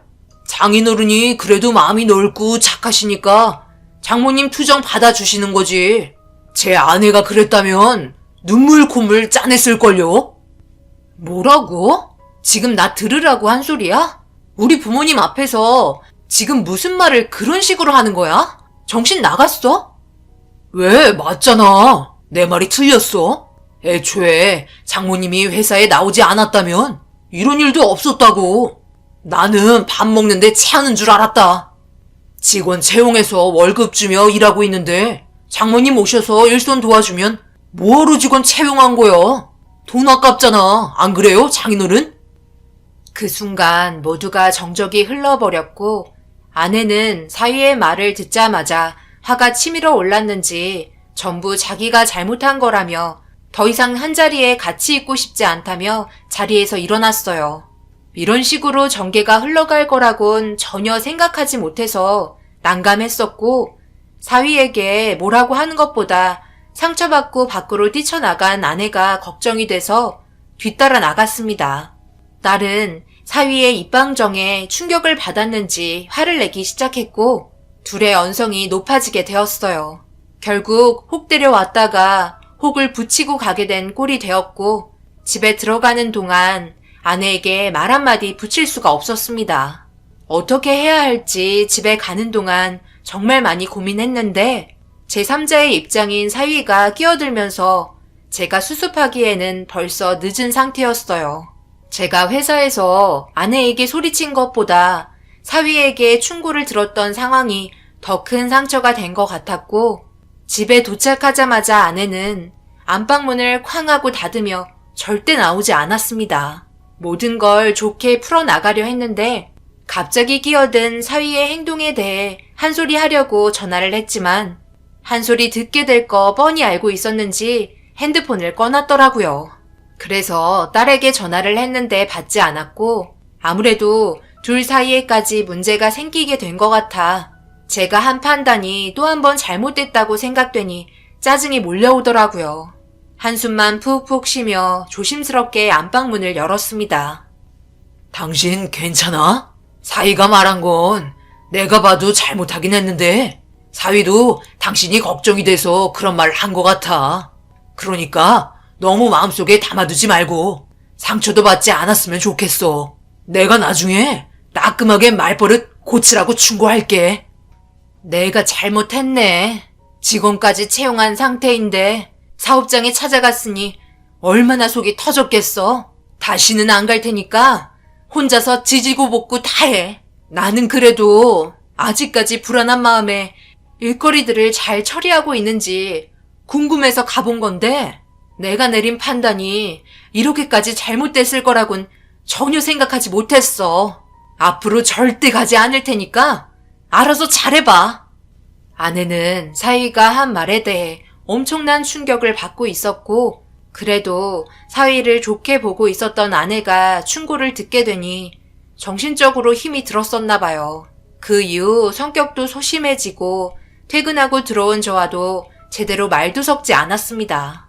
그래서 이 문제로 인해 딸에게 전화를 하니 나중에 찾아뵙고 자신이 잘못한 점에 대해서 용서를 빌러 가겠다며 가라앉은 목소리로 기운 없이 얘기하고 있었어요. 그렇게 한참 동안 서로의 감정이 좋지 않은 상태를 풀기에는 시간이 많이 필요했어요. 그래도 정말 다행인 건 시간이 모든 걸 해결해주고 있었습니다. 사위도 제 아내의 몸 상태가 걱정이 돼서 한 말이었고 너무 심했다면 죄송하다고 주말에 시간을 내어 찾아왔어요. 정말 다행히도 아내의 넓은 마음이 모두에게 다시 평화를 안겨주었고 두 번 다시 이런 일이 발생이 되지 않게 서로가 조심하기로 충분한 대화를 이어나갔고 앞으로 별 문제는 없을 거라 생각했어요. 그 이후 아내는 해보고 싶었던 취미 생활들을 하나하나 하기 시작했고 어느새 새로운 일상에 잘 적응을 하고 있었어요. 편히 쉬며 인생을 즐기고 있는 모습이 보기 좋았고 앞으로도 건강하게 오래오래 제 옆에 있어주길 바랬습니다. 그렇게 살아오던 도중 일이 끝나고 집에 들어왔는데 아내가 눈물을 흘리고 있더라고요. 제가 현관문을 열고 들어오자마자 급하게 눈물을 훔치길래 무슨 일인지 물어보았습니다. 갑자기 왜 눈물을 흘리고 있는 거야? 무슨 일이 있는 거야? 당신이 눈물을 흘릴 정도이면 꽤 큰일인 것 같은데. 그게 우리 딸에게 문제가 좀 생겼어. 앞으로 어떻게 해야 할지 걱정부터 앞서네. 사돈댁에서 은정이에게 많이 실망했나 봐. 앞으로 손주를 볼 수 없을 것 같다는 진단 결과를 받았대. 그동안 일적인 스트레스로 인해 임신이 되지 않았다고 생각했는데 그게 아니었나 봐. 그래서 정밀 진단을 하게 됐는데 불임이래. 다시는 임신할 수 있는 가능성이 없다고 했었나 봐. 아내의 말에 너무 큰 충격을 받았고 믿을 수 없는 진단 결과에 저는 아무 말도 할 수가 없었습니다. 딸에게 전화라도 해서 위로라도 해줘야 하는 건지 아니면 직접 찾아가야 하는 건지 많은 고민에 빠져 있었고 아내는 당분간 그냥 혼자만의 시간을 주고 마음을 진정시키는 게 좋을 것 같다며 다시 연락이 오기를 기다리게 되었고 얼마의 시간이 흐르고 딸은 아내에게 전화를 했는지 주말에 함께 만나기로 했었다며 일정을 알려주었습니다. 그런데 아무래도 아이를 가지지 못하는 문제에 있어 딸의 결혼 생활에 문제가 생겼던 것 같았어요. 한자리에 모여 그래도 오래간만에 밝게 웃으며 시간을 보내려 했는데 사위의 얼굴이 좀처럼 펴지지 않아 분위기는 점점 안 좋아졌고 오래간만에 얼굴 봤는데 심기가 불편해지면서 사위의 행동으로 인해 결국 저희 딸이 눈물을 흘리고 말았습니다. 이래서 결혼 전에 정밀 검사를 받아봐야 하는 건가 봐요. 임신을 하지 못하는 상태였으면 절대 결혼하지 않았죠. 제가 저희 집안에 얼굴을 내밀 수가 없어요. 그토록 바라고 있던 손주를 안겨주지도 못하는데 제가 고개를 들 수 있겠어요? 생산적인 일을 잘해야 사랑받는데 그렇지 못하니 빈 껍데기와 사는 것 같은 느낌이라 예전 같은 느낌은 없네요. 자네 지금 나한테 하는 소리인가? 그렇게 말하는 이유는 우리 딸과 이혼이라도 하겠다는 말이야? 제가 이혼하겠다고 했어요? 그냥 예전같이 많은 사랑을 줄 수 없을 것 같다고 얘기한 거죠. 그렇잖아요. 결혼을 하면 자식을 낳고 행복하게 사는 게 당연한 건데 그렇게 하지 못한다면 결혼 생활이 재미있을까요? 김서방, 보자 하니까 말이 너무 심한 거 아니야? 어떻게 함께 모여있는 자리에서 그런 말을 할 수가 있는 거야? 우리 딸이 임신이 안 되고 싶어서 그랬겠어? 누구보다 원하고 있었다는 건 자네가 더 잘 알 텐데 그런 마음 이해해주지는 못하고 어떻게 상처되는 말만 골라서 할 수가 있는 거야? 차라리 이럴 거면 그냥 이혼하는 게 좋겠네. 둘이 당장 헤어져라. 그건 저희가 알아서 할 문제이고요. 저는 그냥 현실에 대해 불만을 얘기한 것뿐이에요. 저는 말도 못합니까? 사위의 언행에 너무 화가 치밀어 오른 저는 주먹이 불끈 쥐어졌고 자리에서 벌떡 일어나자 그 순간 딸은 눈물을 흘리며 밖으로 뛰쳐나갔어요. 사위의 행동이 너무 한심스러워 멱살을 잡고 결혼식 때 한 말은 전부 다 거짓이었냐고 소리쳤습니다. 사위는 결혼식 날 저희 딸에게 할 말이 있다며 마이크를 들었었고 그때 무슨 일이 있어도 제 딸에게 눈물 흘리지 않게 행복하게 해주겠다고 했었는데 그렇게 하지 못한 행동들에 배신감이 느껴졌고 더 이상 둘의 결혼 관계를 유지하게 하고 싶지 않았습니다. 사위는 저를 뿌리치며 나중에 다시 대화하자고 얘기한 뒤 저희 딸을 뒤따라 나갔고 아내에게 먼저 나와서 미안하다며 문자 한 통이 오고 돌아갔습니다. 두 눈으로 딸의 결혼 생활이 위태롭다는 걸 확실하게 알 수 있었고 결국 다음날 일이 손에 잡히지 않던 저는 사돈에게 전화를 걸어 따로 만나기로 결정하게 되었네요. 저만 움직이기로 했고 아내와 딸에게는 사돈과 만난다는 걸 비밀로 했어요. 무슨 말을 들을지 모르는데 괜히 상처만 주게 될 것 같아 조심스러운 부분들도 있었습니다. 그렇게 예약한 장소에 먼저 도착해 기다리고 있었고 30분 정도 시간이 흐르자 바깥 사돈과 안 사돈이 천천히 걸어오더니 저를 보며 불만이 많은 표정으로 자리에 앉았습니다. 왜 보자고 하는 건지는 대충 알겠네요. 우리 아들과 헤어져 달라고 얘기하려고 저희 부른 거죠? 아무래도 사돈 집안과 맞지 않는다면 더 이상 결혼 생활을 유지할 수는 없겠죠. 그리고 김서방은 이미 제 딸에게 마음이 떠난 것 같습니다. 아이를 낳지 못한다는 거에 대한 불만이 많은 것 같아요. 사돈도 같은 생각이시죠? 그렇죠. 저희도 당연히 좋게 봐줄 수는 없는 거 아닌가요? 다른 며느리들은 자식들도 순풍순풍 잘 낳고 사는데 정작 며느리는 시도조차 할 수 없는 몸 상태를 가지고 있으니 제가 얼마나 속이 터지겠어요? 그래서 산부인과에 찾아가 다시 물어봤는데 혹시나 하는 기대는 아예 하지 말라고 얘기하더라고요. 제가 그날 혈압 올라서 목덜미 잡고 쓰러질 뻔했습니다. 저희한테 큰소리 하려고 보자고 하는 건 아니잖아요. 그러니 좋지 않은 말이 가더라도 이해해줬으면 좋겠네요. 네, 무슨 말인지 충분히 알았고요. 손주를 원한다는 것도 잘 알았습니다. 그러니 제 딸과 김서방이 앞으로 결혼 생활을 끝낼 수 있게 안사돈도 말을 잘 해주셨으면 좋겠네요. 저도 제 딸에게 이 문제에 대해서 잘 설명하겠습니다. 이혼은 둘의 결정이지만 저희도 같은 생각이면 좀 더 수월하게 진행할 수 있지 않겠어요? 그럼 그렇게 알고 저는 먼저 일어나 보겠습니다. 그냥 일어나신다고요? 그럴 거면 전화통화로 하셔도 되는 문제를 여기까지 부르신 거예요? 정말 끝까지 너무 하시네요. 예약까지 했는데 음식이라도 시켜주셔야죠. 저희도 좋지 않은 기분으로 이 자리에 왔지만 신경 쓰여서 저녁도 먹지 못했거든요. 안사돈은 자기가 하고 싶은 말을 하면서 모든 불만 사항을 얘기했고 저를 바라보는 두 분의 시선이 너무 힘이 들었습니다.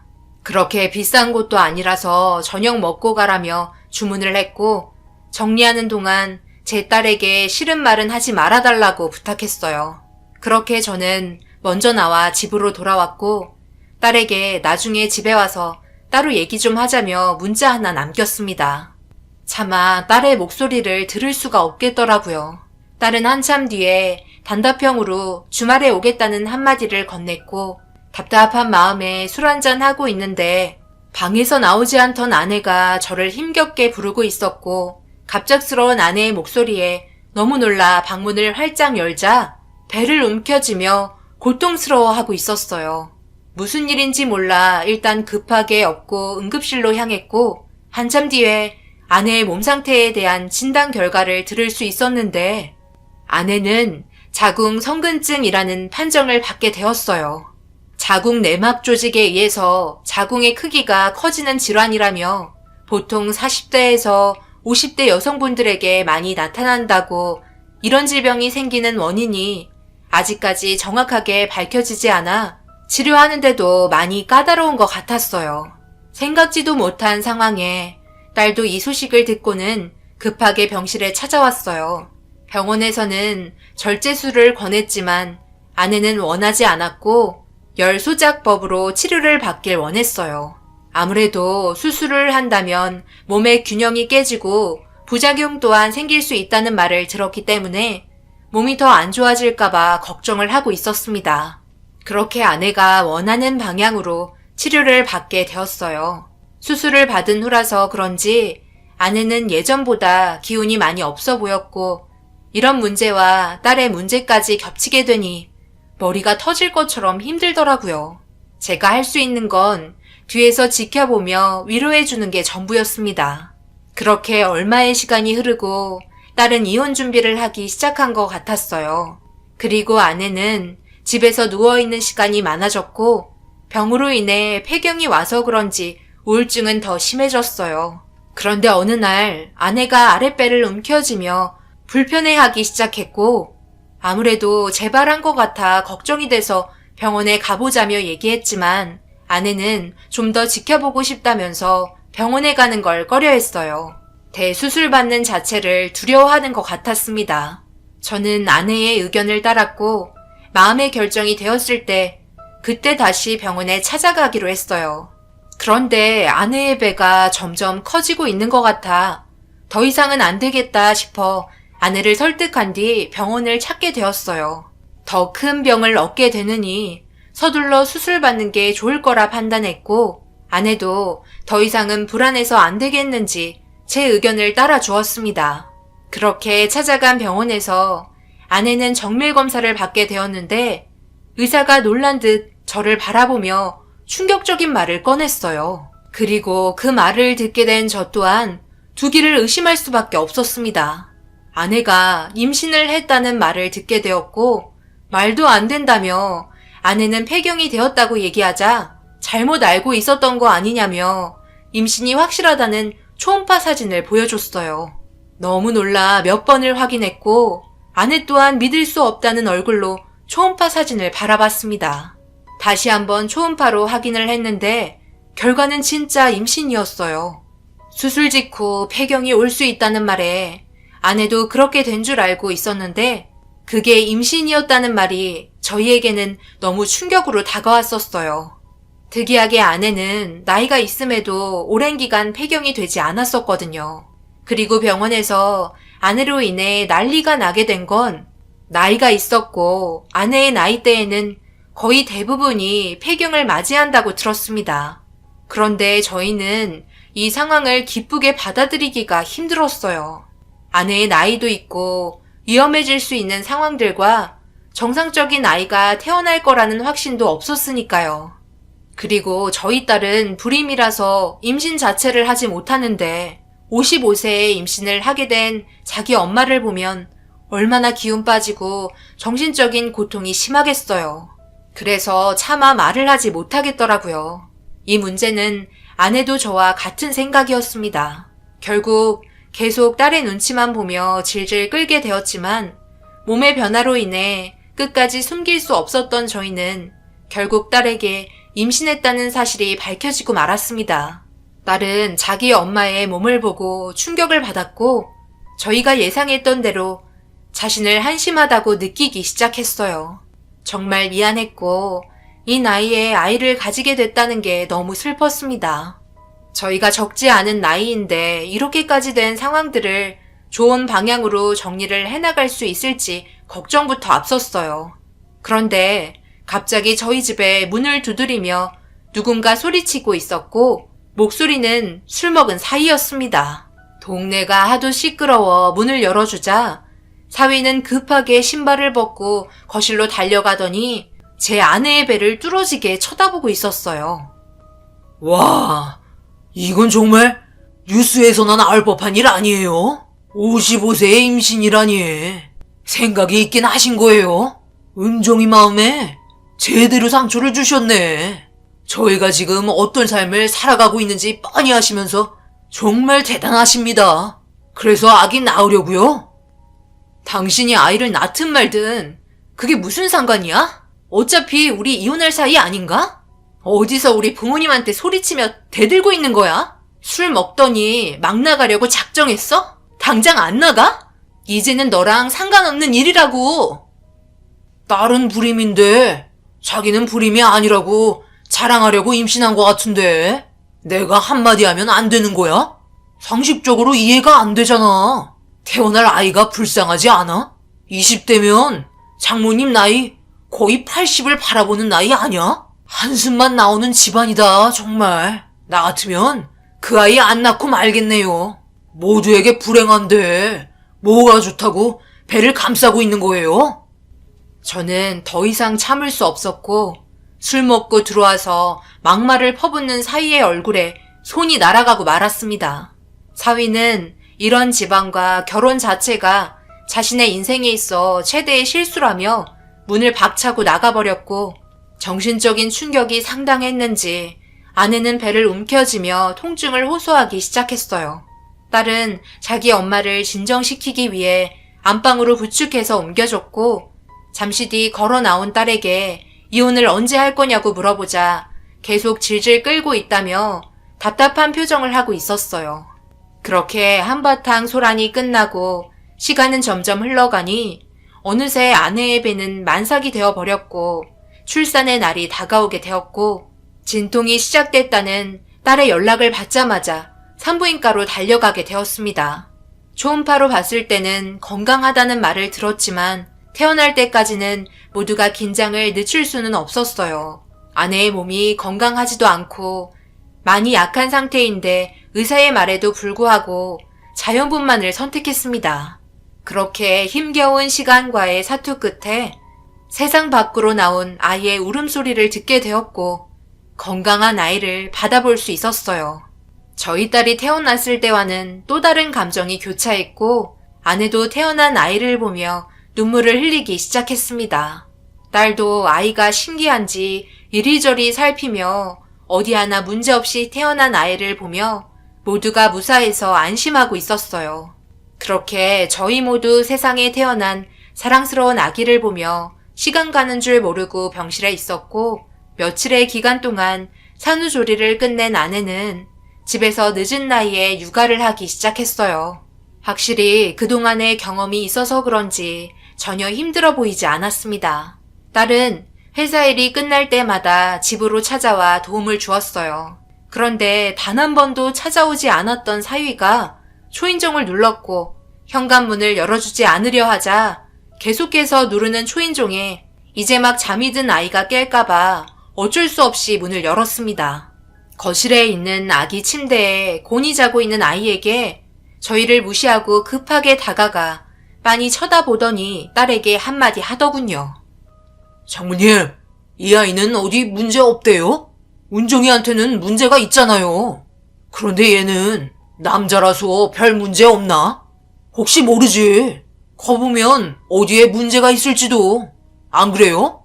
당신도 불임이라는 거 전혀 모르고 살았었잖아. 지금 그 말하려고 여기 온 거야? 도대체 왜 온 거야? 제발 우리 그만 이혼하자고. 내가 몇 번이나 이혼하자고 했는데 내 말이 우스워? 나는 더 이상 함께하고 싶지 않으니까 우리 인연 여기서 끝내자. 그리고 아기 깨겠어. 얼른 나가라고. 저는 사위의 얼굴을 보고 싶지 않아 당장 나가라며 삿대질을 하기 시작했고 아내도 불편한 표정으로 바라보고 있었어요. 딸이 사위의 옷을 잡아 끌며 나가라고 몸싸움이 벌어지던 그때 갑자기 엄청난 일이 벌어지고 말았습니다.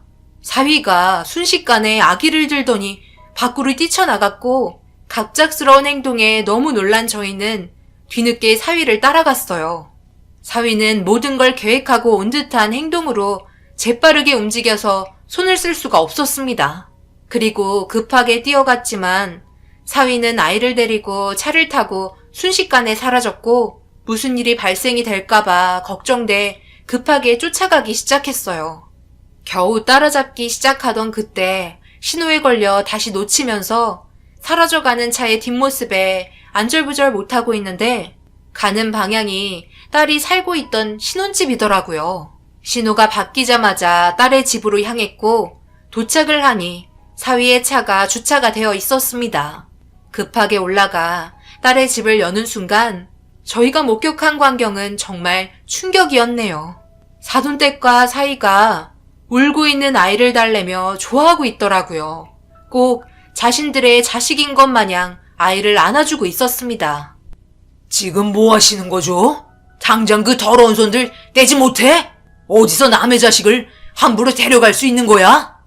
왜요? 저희도 얼굴 볼 수 있는 거 아니에요? 이참에 그냥 이 아이 우리 아들이 키우게 되면 좋을 것 같은데 어때요? 며느리와 우리 아들의 자식으로 하자고요. 무덤까지 모두 비밀로 하면 문제 있겠어요? 저는 괜찮은 것 같은데.